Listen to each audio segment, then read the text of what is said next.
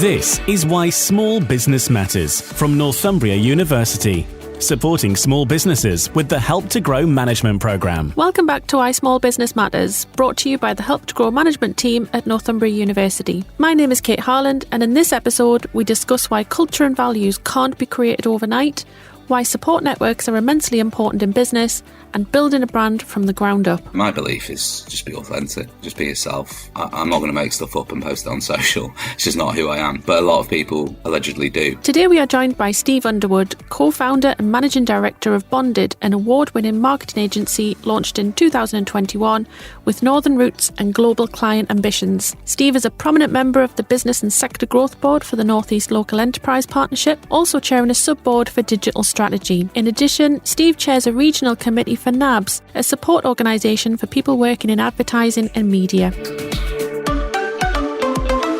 Good to have you on the podcast, Steve. Great to be here. Thanks for inviting me. I guess a good place to start is to hear a little bit about your background. Okay. I've worked mainly in marketing agencies over the past sort of 20 plus years. I started, I graduated from university, back in 2002.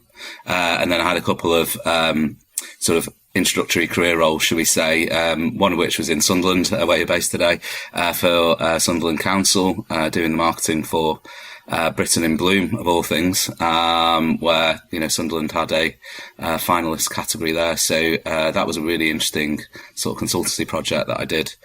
But then, from that point on, really, I sort of started in agency world, if you like. I was 10 years plus, about 10 and a half years, a director of an independent agency. And from that point, I exited that business and went into a global agency, which was sort of the other end of the scale, going from sort of small SME business to, a business that employs 50,000 people around the world in, I think, about 110 countries.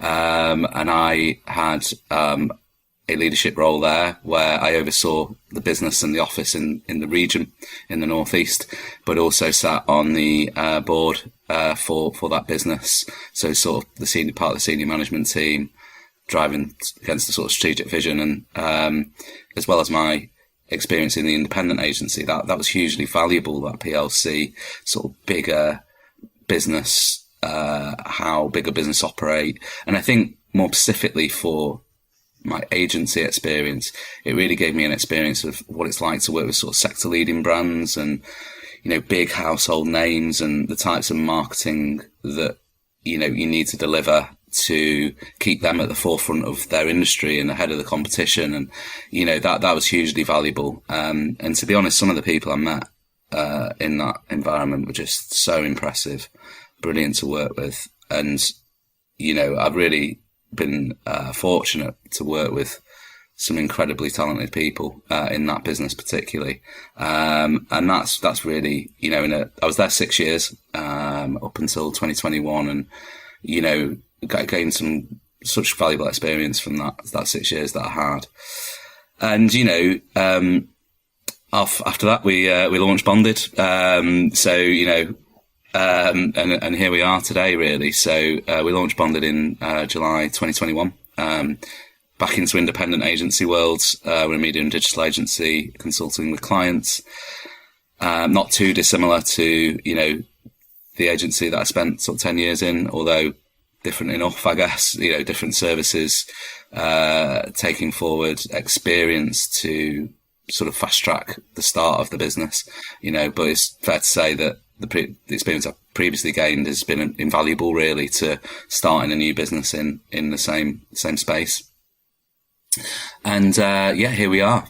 Second year, end of our second financial year is going to be the end of July, so not too far away.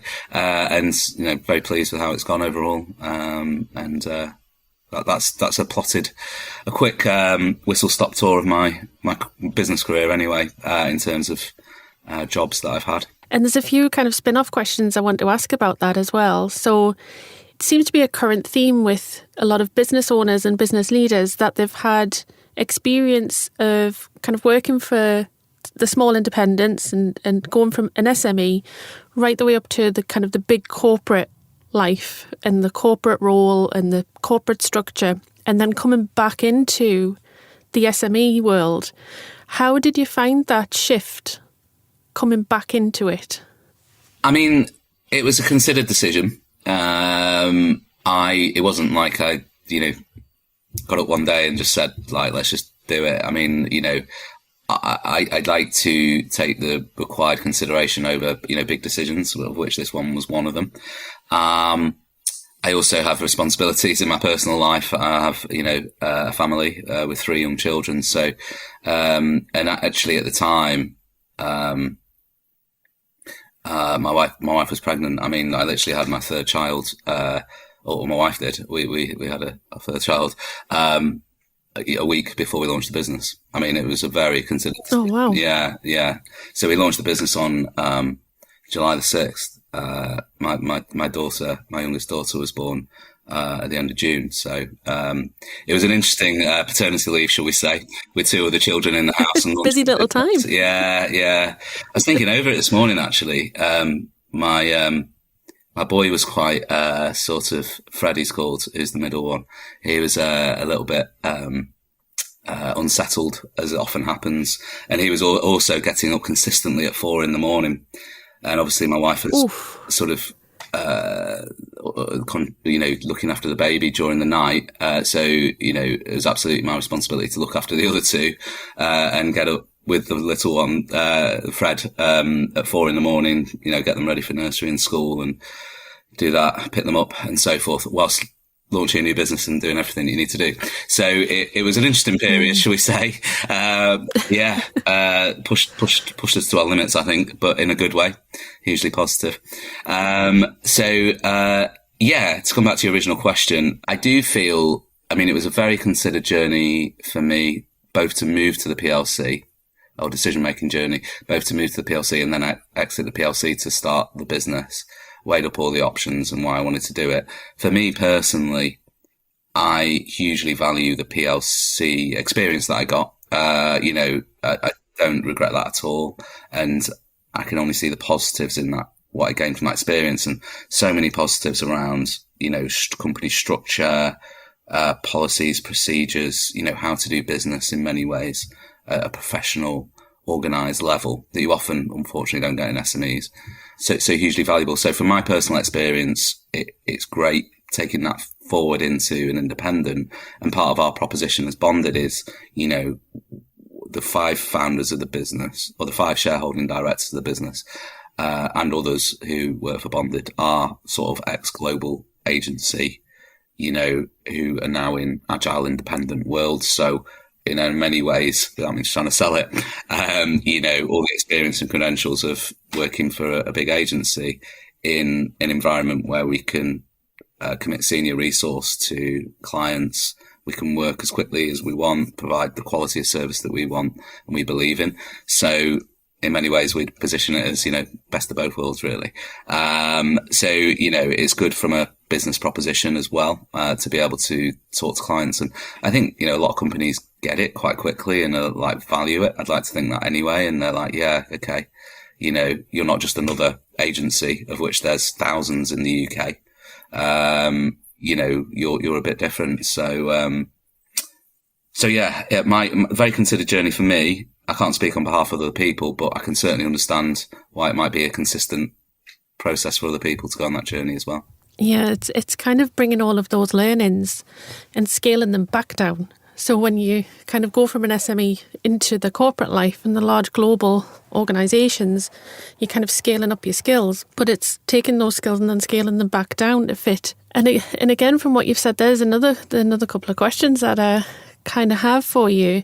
One of the comments you just made there was that you have that quick responsibility, being able to get back to clients very quickly and being able to make those personal connections with your clients.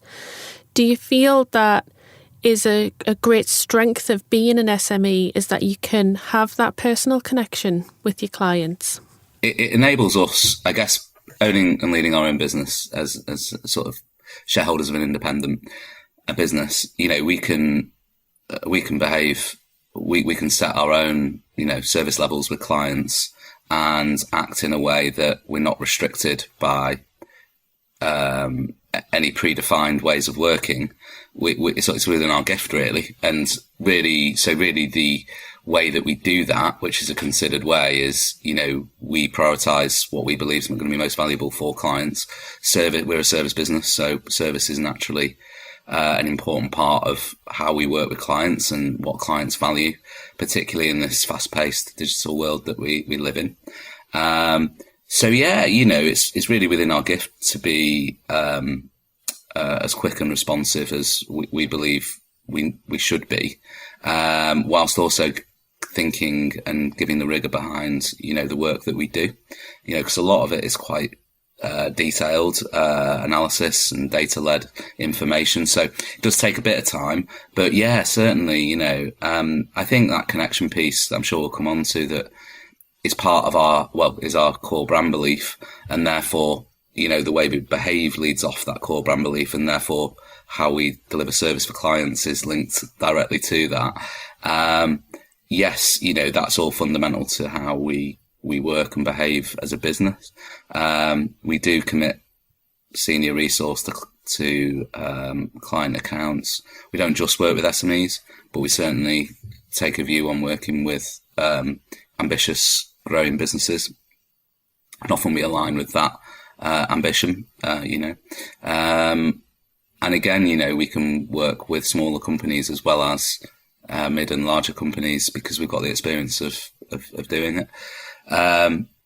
But yeah, certainly connecting with clients effectively, committing senior resource, delivering appropriate service levels, it's fundamentals to our business, really.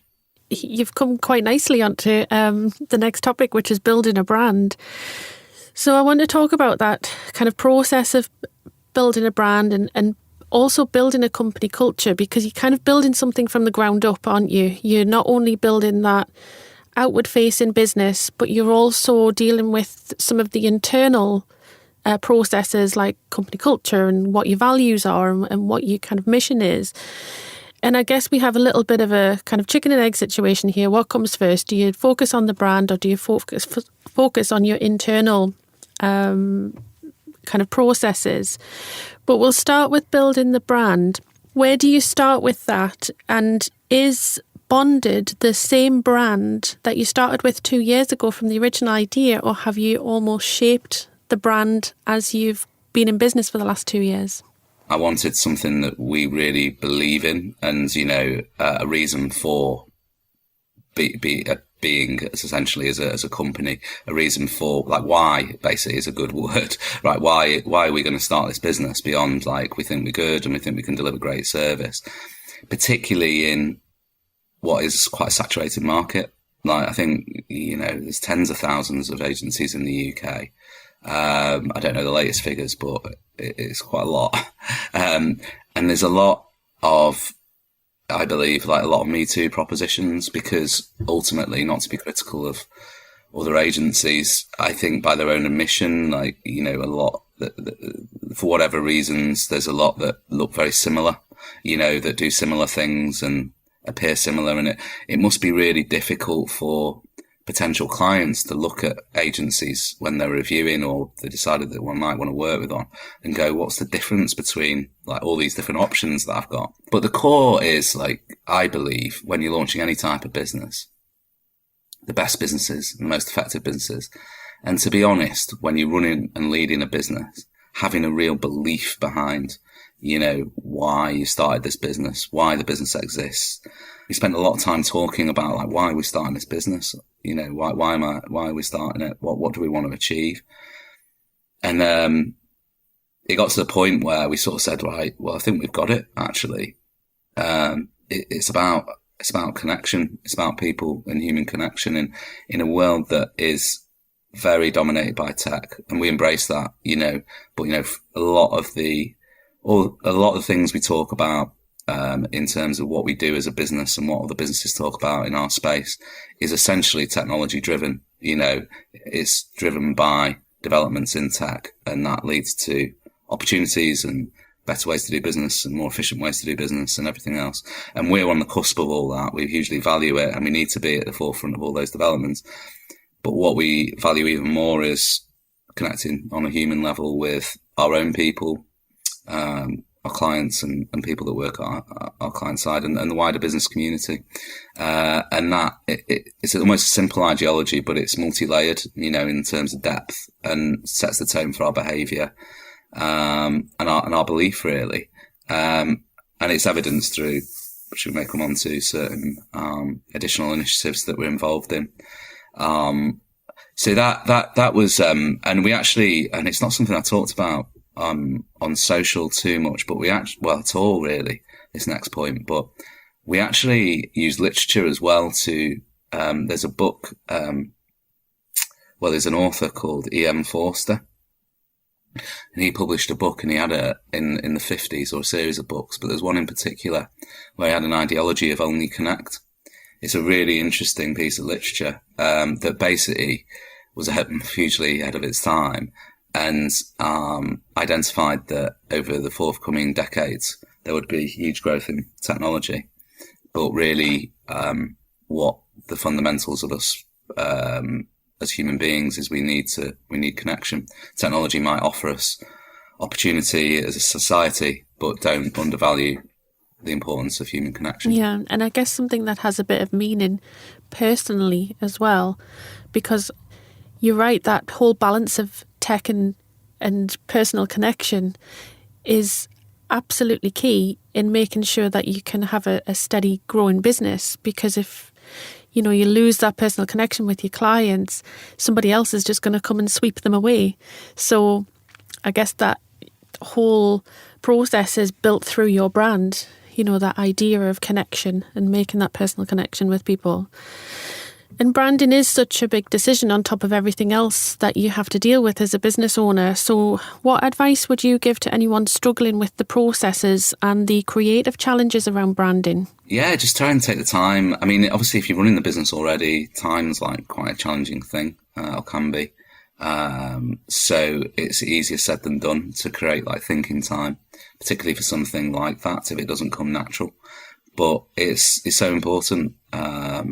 It's so important. And, with the proliferation of channels like social media and all the narrative nowadays around personal branding and building your visibility, particularly on platforms like LinkedIn, which I very much see the value in and do subscribe to and commit to.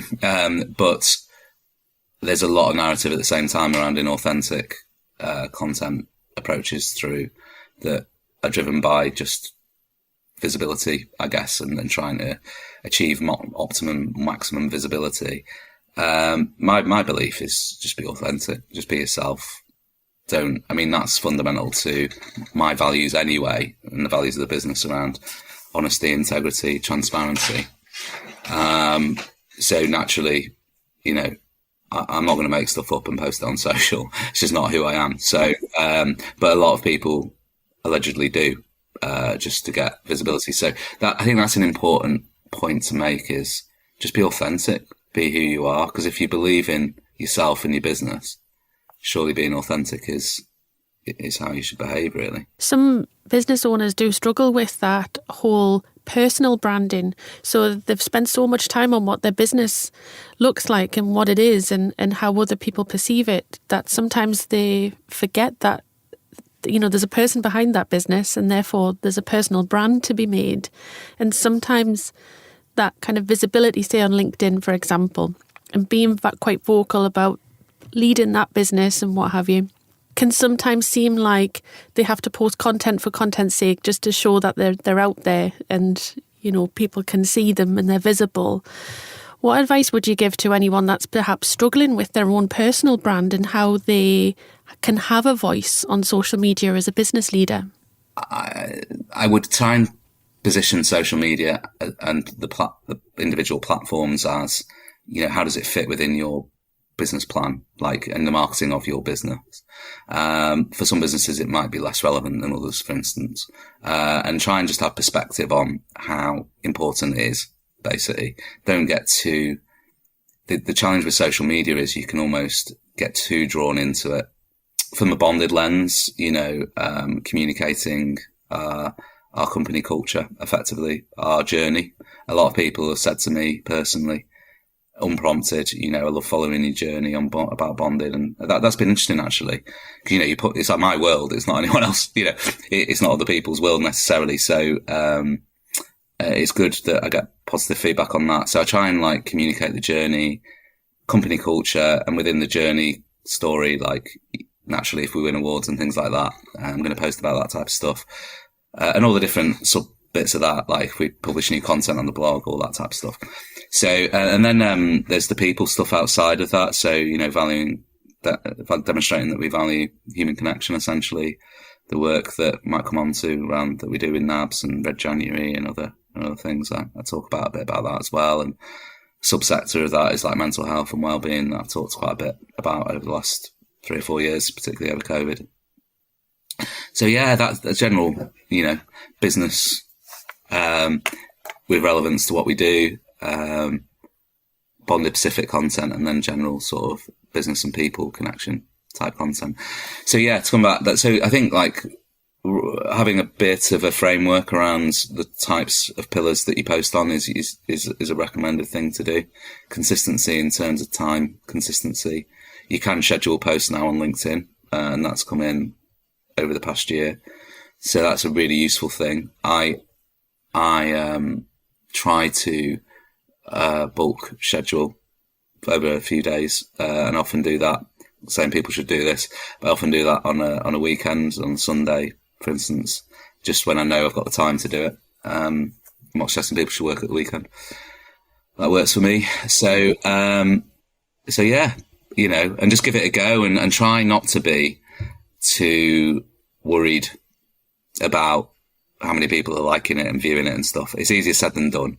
But at all the experience and what other people seem to say is the more you do it, the easier it becomes, and the less you get concerned about a particular post not doing very well or whatever your worries are.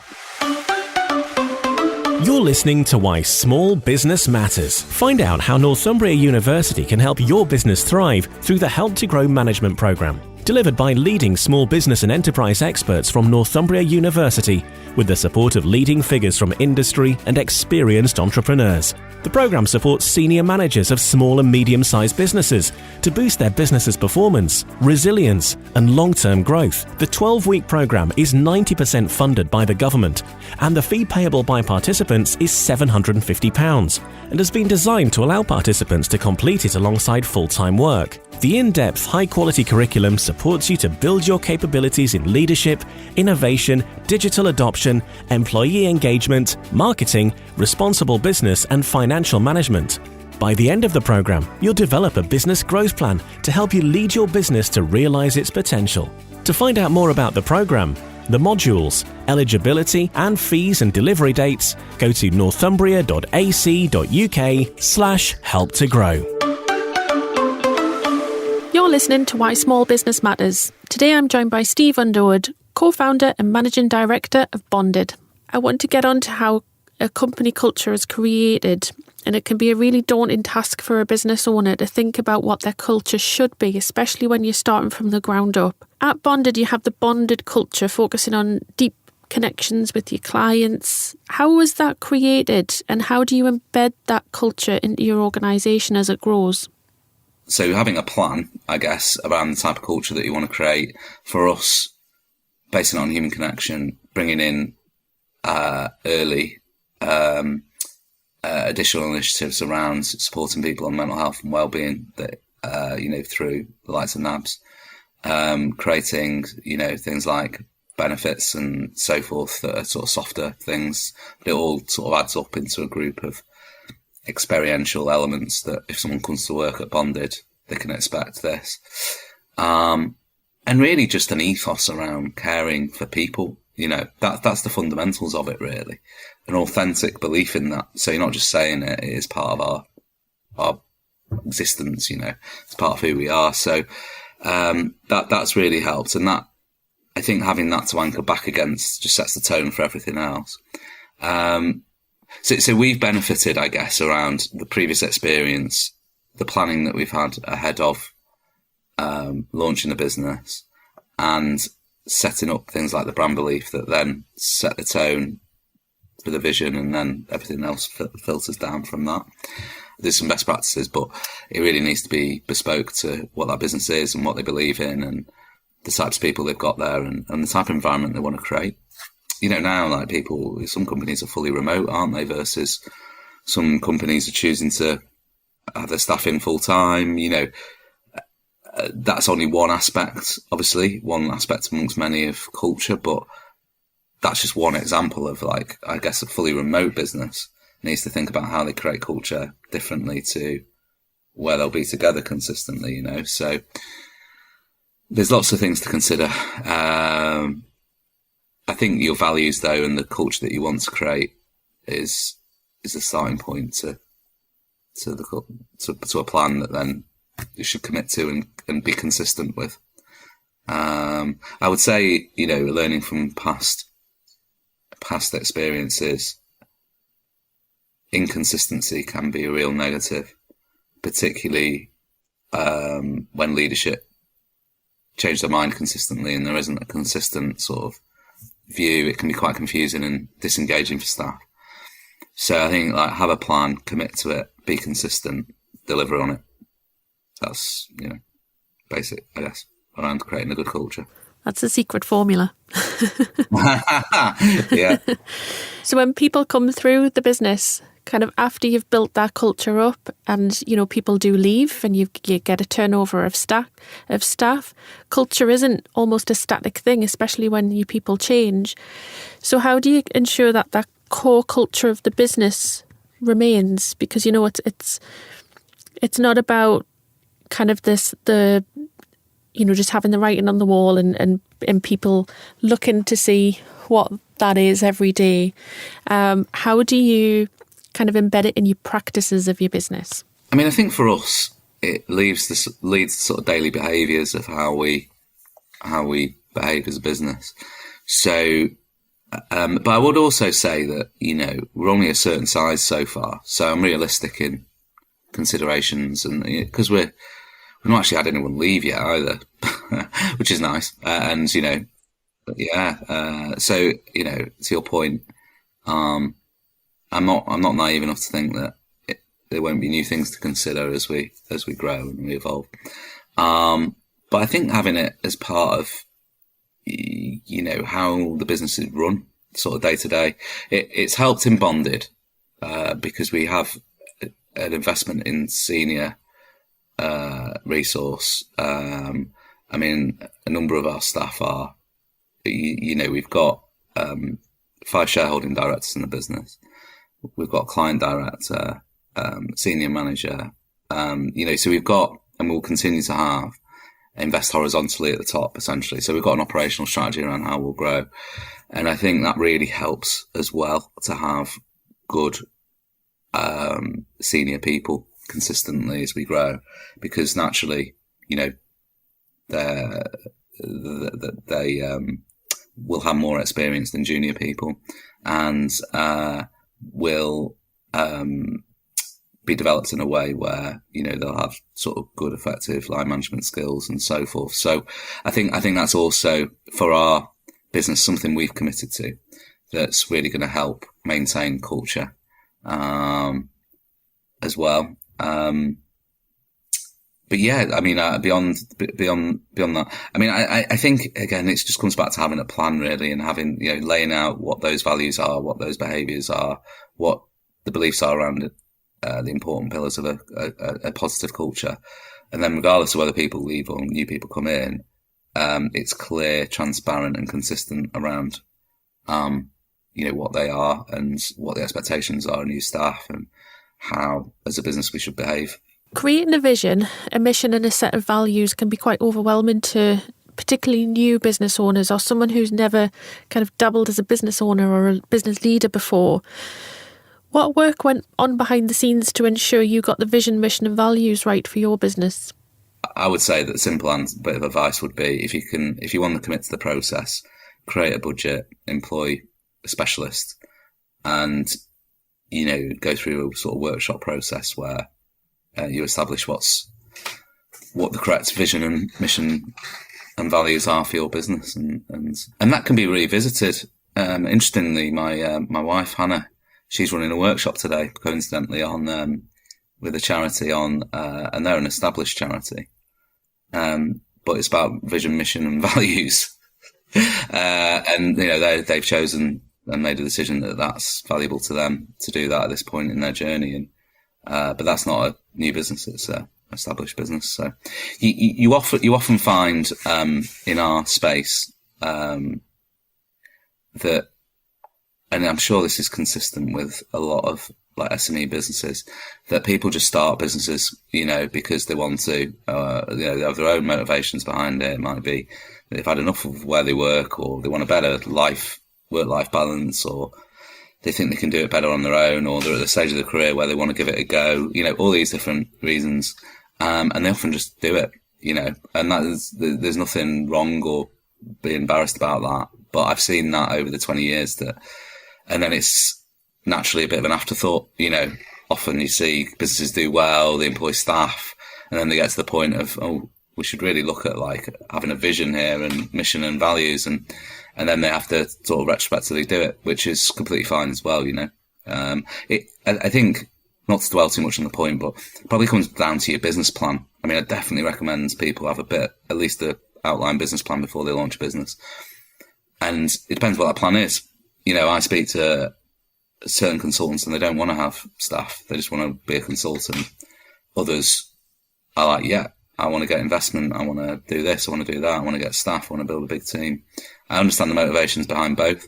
So each business is unique and each will have its own plan, and that will depict how important things like vision, mission and values are. You mentioned about that authenticity earlier on, and that is absolutely key in creating that vision and that mission, isn't it? And particularly values, because if you're authentic in what you do, you're encouraging everyone else to kind of come back to that authenticity kind of level, and everything that they do should be authentic, and that creates better working relationships, better client relationships. So no, that's really good advice.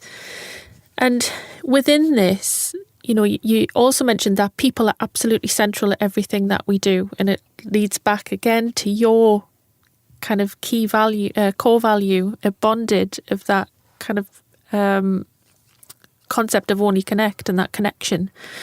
So people management is extremely important, particularly in agencies, I'm going to say, given the stress of tight deadlines and pressured campaigns, and you're constantly working to the clock. How have you navigated that, not just in the business that you have now, but in your experience? How would you advise businesses to be more mindful of the pressures on their teams? So I think it starts with, so this is really important. This is where experience comes in as well. Setting the tone and setting out the expectations at the start from both sides, really. It doesn't need to be too formal, but it's sort of just part of the process of, what are we pitching to do? If we are successful within that pitch, what are they going to employ us to do, and what are the expectations? We don't oversell that. Lots of agencies do, and it's not a secret. Lots of agencies have big sales teams who are on targets. It's not a sort of simple scenario, and their objective is to drive new clients into the agency. And there's a lot of overselling in our space. I mean, I've spoken about it before on social media. And again, for anyone who's got experience working with agencies, I'm sure that won't be too much of a surprise that I say that. It doesn't happen at Bonded, but I have seen at other agencies that sometimes you need to, unfortunately, it's very, very rare, but I do see other agencies like terminate on clients because for whatever reason, maybe they've been oversold at the start or whatever, but it's an unrealistic expectation that the client has, and therefore they don't feel that they can deliver upon that because it's too unrealistic. So that occasionally happens. But yeah, I think putting our people first, but just being clear, we're building honest, authentic connections with clients. If we're doing that effectively, we should be able to have honest conversations with them and say, look, we can do this work. It's going to take this amount of time. And we believe if it's delivered in this time period, that's a really valuable piece of work for you to be done. And I also think trust. So trust is such an important. It's like a lot of things in life. I did a presentation last week to a group of young people from a charity, and I said, some of the most important things in life are the most simplest things, right? So, in this world that we live in, so much stuff going on, so many fast developments, it can be overwhelming for some people at times. Am I doing the right thing, aren't I? I think just anchoring back on the fundamental principles of life are often the most important. So one of the fundamental aspects of running a successful agency is trust. We work with people, they need to be able to trust us. Otherwise it's probably not going to work. So, they've got to trust that we're the best partner for them, that they're investing X amount in us, and we're going to deliver on what they think is a valuable, ideally over exceed on what they think is expected. And they need to trust us that we can do that, and that's why they're employing us to do it. So when we consult with them and say, right, yeah, we're going to deliver this plan, we believe it's going to take this amount of time, that trust is critical, and I expect them to say, great, brilliant. Obviously, there's loads of nuances in that conversation, but it's never a problem, really. But I think it comes from experience, from setting the right expectations, delivering a great client experience, so that when you have the more challenging conversations, they trust you, versus the stuff that you're doing really well. No, absolutely. And I think, again, it comes back to that, making that personal connection. Because once you've made that personal connection, you're allowing that trust to be built up. And again, it all comes back to your vision and your mission of creating those personal connections. So you can see how it all comes full circle. And I think it's testament to how strong that vision is in your business, that you've never had to have that difficult conversation with a client where, your expectations don't match, or they're just not perhaps feeling it both ways. It all comes full circle. So you can absolutely see how important that is to your business. And it's also clear that you have a great focus on community. It's really prominent in your vision, and it's really prominent in the work that you do, particularly with charities as well. So tell us a little bit how you nurture that. Certain things, you go through experiences in life, some of them negative.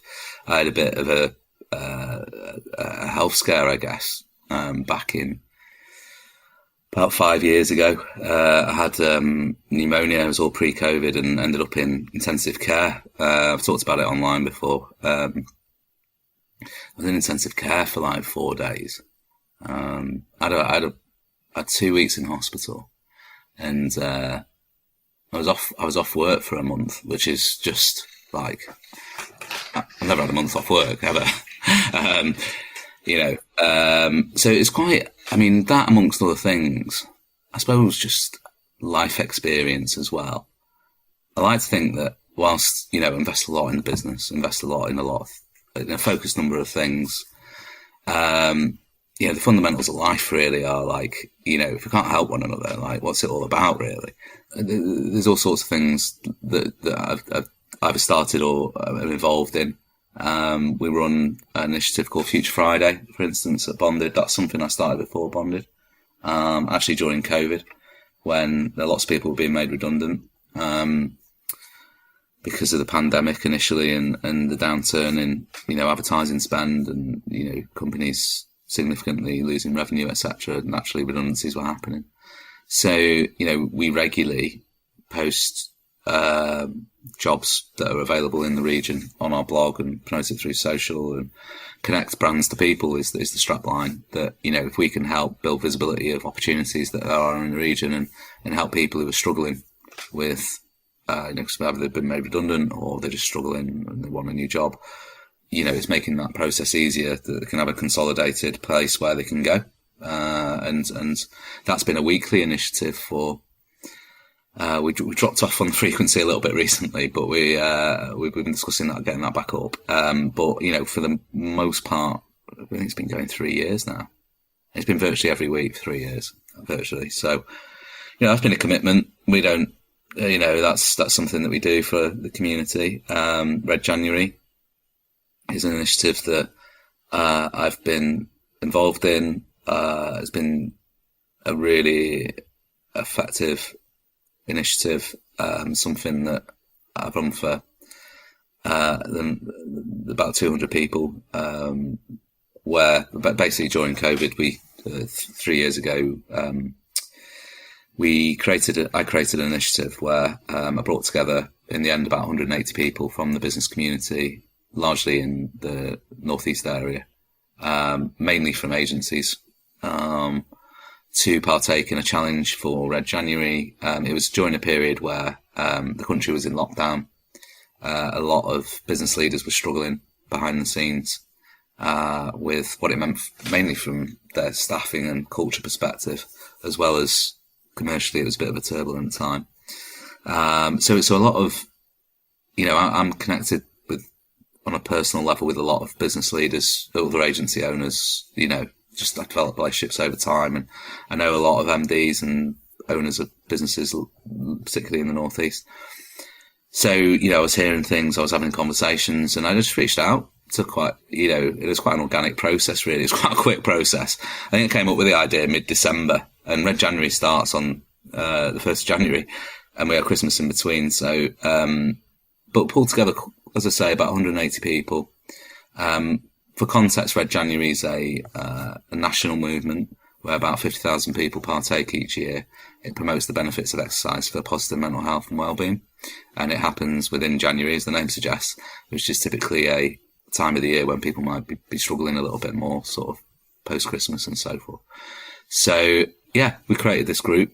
We set ourselves a challenge of doing the combined steps from Newcastle, UK to Newcastle, Australia. It's just short of 10,500 miles. It's quite a lot of steps. And it was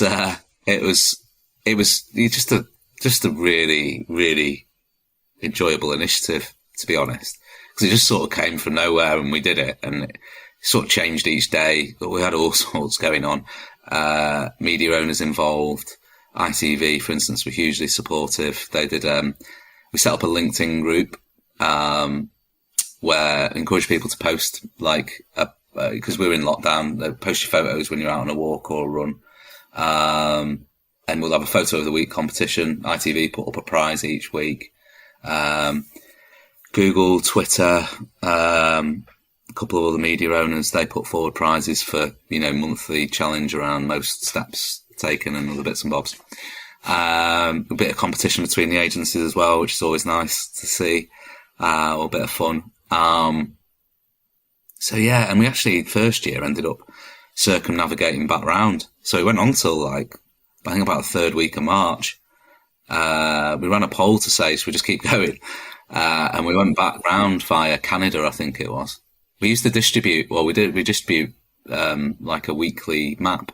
So we had the designer on it, did a global map, or we've reached India or something this week, because that was the total steps and the equivalent mileage. So yeah, it was just a really fun thing. And you know what? It was a very, non-hierarchical thing as well. Not that, we have sort of quite a flat approach to how we run our business anyway. And that was very much the case on this challenge. There was people posting on the group and they're managing directors of businesses. And there's people posting who are graduates, or entry level staff, and everyone's saying this has been, I remember seeing posts where it's I had a really tough day today. I've been out for a run. This challenge is really helping me. I just feel so much better now. It's great to be part of this community, particularly during this really challenging time.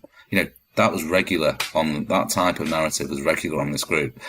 It was just a great way to bring together the community. I actually have become really good friends with Hannah Beecham, who is the CEO of Red January.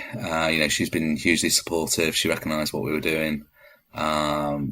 She even on that first year and since has done things like come on group group calls where we've encouraged people who take part to join and hear from Hannah and things like that. She's been up to the Northeast, supported an event that we put on post. I think it was the second one we did, and we hosted an event at Time Bank Brewery in the evening, and she came up and spoke for a little bit, and we had NABS there as well, which I'll come on to. So yeah, that's been something that's been rewarding for the community and invested time in, and obviously it's completely non-commercial It's not about anything like that. It's just a really good initiative that is focused around sort of mental health and well-being of what's like a really challenging time in that respect. It's just a really lovely way of bringing everyone together, isn't it? And recognising that you need that space outside of the business to connect with people and share kind of what you're going through and share those different experiences. I kind of want to end on just asking you, if you were to give one piece of advice to any business leader of how to be an authentic business leader, what would it be? I mean, just be yourself. I suppose that's authenticity to a T. Depending on how you think and if it's how natural it is for you as a business leader, I would so for me, at my stage of my career, it's something probably I've given quite a bit of thought to, my own values over the time that, some of the experiences that I mentioned before, honesty, transparency, integrity are just critical, really. It's not just like bonded, it's just how I live, basically. Integrity is just so important. So I always try and do the right thing.